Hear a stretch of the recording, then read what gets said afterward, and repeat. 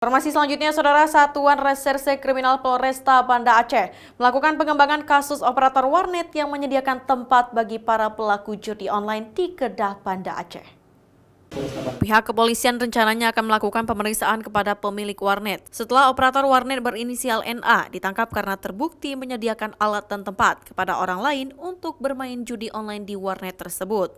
Polisi sebelumnya juga telah menyita sejumlah unit komputer rakitan sebagai alat bukti, handphone, dan akun uang digital Dana yang digunakan untuk bertransaksi. Putaran uang di akun Dana tersebut juga mencapai 138 juta lebih.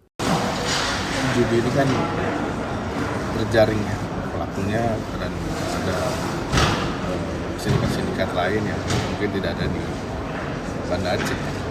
Ya, kita mencoba menyelidikkan lagi dalam pengembangan siapa agent lagi di atas si pelaku ini. Nanti kita coba transaksi keuangannya dan juga hubungan kepada pemilik server link judinya pasti, karena otomatis itu tidak ada di sini, karena di luar kota. Pihak kepolisian akan terus melakukan razia judi online di Banda Aceh. Selain dijerat dengan hukuman cambuk bagi para pemain, nantinya juga dapat dijerat dengan UU ITE bagi para pelaku yang mencukupi bukti, seperti menyediakan tempat untuk orang lain bermain judi.